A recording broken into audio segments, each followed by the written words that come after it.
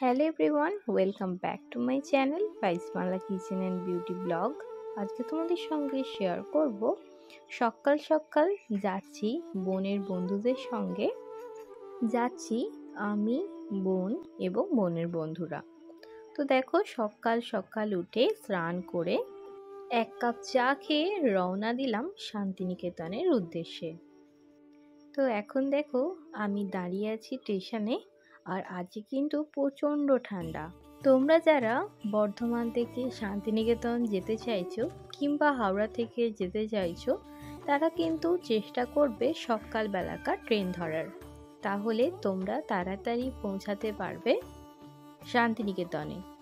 আর আমরা বাগিলা থেকে ট্রেন ধরেছিলাম। দেখো, আমি এখানে ব্যান্ডেল লোকাল ধরেছি, যেহেতু আমার বাড়ির কাছেই বর্ধমান, তাই জন্য আমার 8 ঘন্টা থেকে 40 মিনিটের মধ্যেই আমি পৌঁছে গেলাম বর্ধমান স্টেশনে।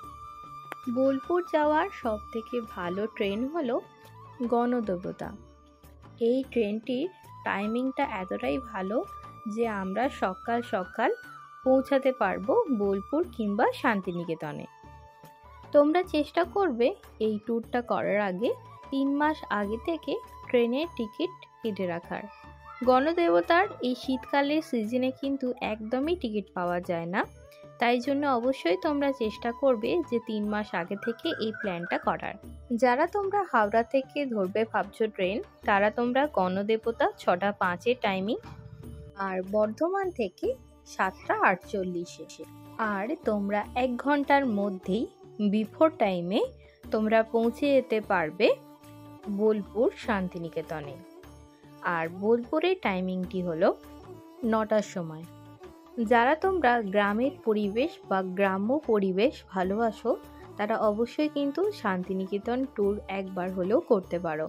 দেখো, বর্ধমান থেকে একদম অন টাইমে আমাদের ট্রেন গণদেবতা ছেড়ে দিয়েছে। তো আমরা ট্রেনে উঠেই চেষ্টা করেছিলাম যে ব্রেকফাস্টটা করে নেওয়ার। দেখো, সবাই মিলে আমরা ব্রেকফাস্ট করছি এখানে, কলা আর পাউরুটি। মাঠ ঘাট, গাছপালা এবং মাটির দোতলা বাড়ি, ধান ক্ষেত, এই সমস্ত পেরিয়ে আমরা পৌঁছে গেলাম। সূর্য ওঠা থেকে অস্ত যাওয়া পর্যন্ত আমাদের এই ট্যুরটা একদম আরামসে আমরা জার্নিটা কমপ্লিট করতে পেরেছি, শুধুমাত্র সকালে ট্রেন ধরেছি বলে। যারা তোমরা হাওড়া থেকে আসতে চাইছো, তাদের জন্য আরেকটি ভালো ট্রেন হলো, সেটি হলো বন্দে ভারত। এটার টাইমিং হলো 7টা 45-এ।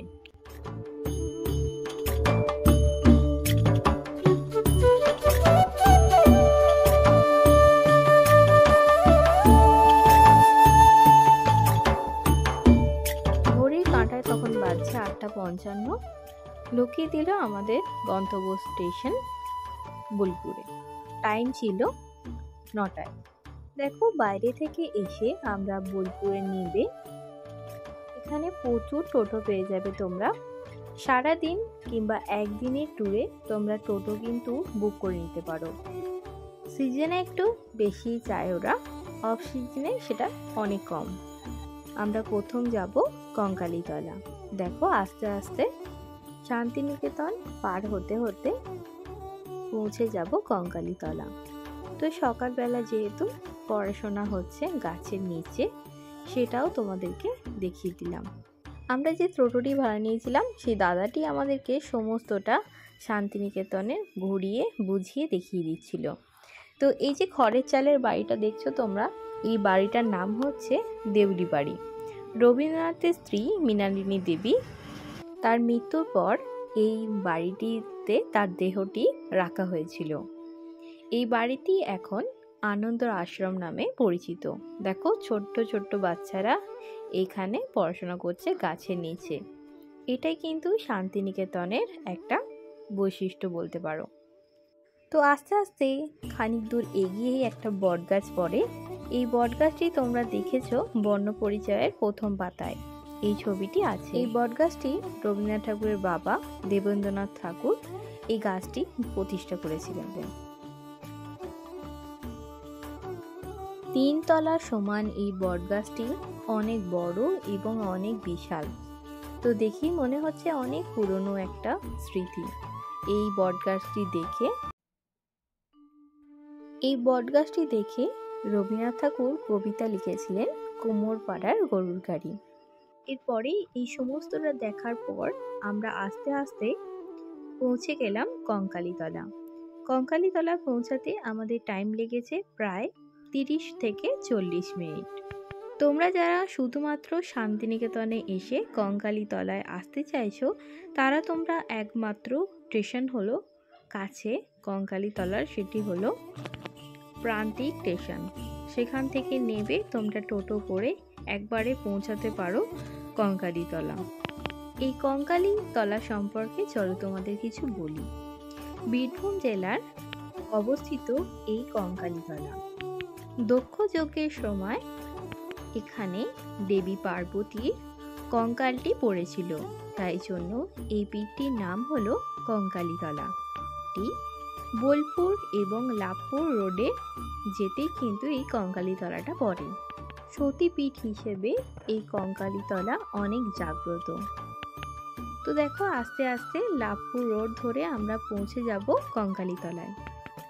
কঙ্কালীতলায় এসে ঢোকার সামনেই দেখবে যে প্রচুর পরিমাণে কিন্তু এরকম দোকান আছে, সেখান থেকে তোমরা পুজো কিনে নিয়ে তোমরা লাইনে দাঁড়িয়ে পুজো দিতে পারো।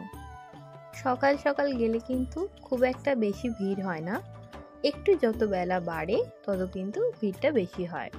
এখানে তোমরা লাঙ্গড়ও পেয়ে যাবে।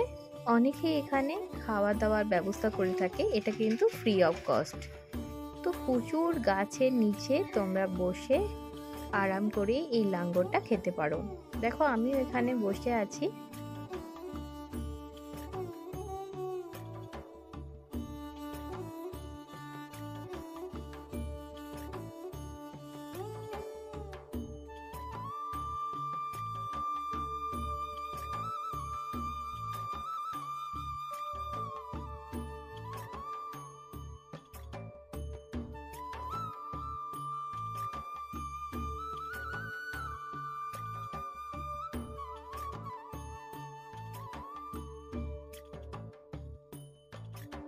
কঙ্কালীতলায় ঘোরা কমপ্লিট হয়ে গেছে।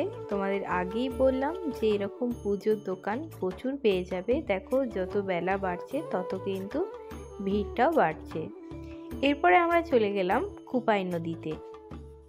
কঙ্কালীতলার ঠিক পাশেই রয়েছে এরকম শ্মশান, তার লাগোয়া আছে কুপাই নদী। কুপাই নদীটি সম্পর্কে তোমাদের কিছু বলা যাক, যাকে বলা হয় শাল নদী। কুপাই নদীটি হলো বক্রেশ্বর নদীর উপনদী।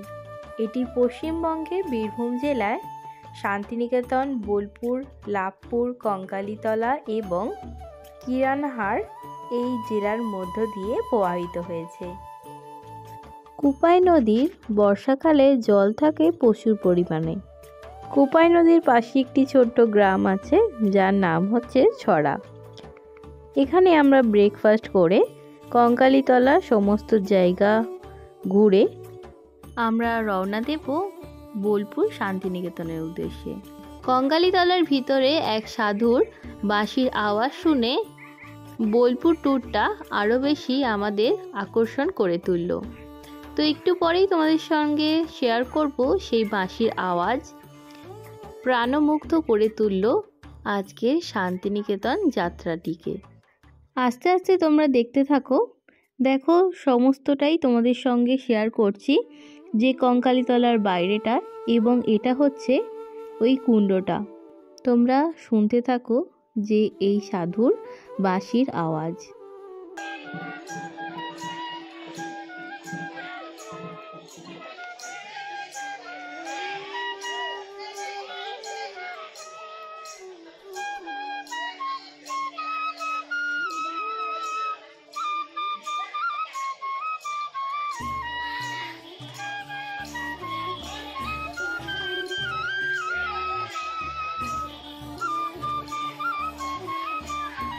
তোমরা শুনতেই পেলে এই অসাধারণ বাঁশির সুর।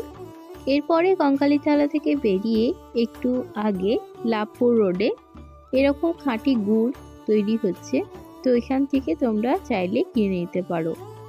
আজকের ব্লগটা কেমন লাগলো অবশ্যই তোমরা কমেন্ট করে জানাও। ভালো লাগলে অবশ্যই আমার চ্যানেলটাকে সাবস্ক্রাইব করে দিও।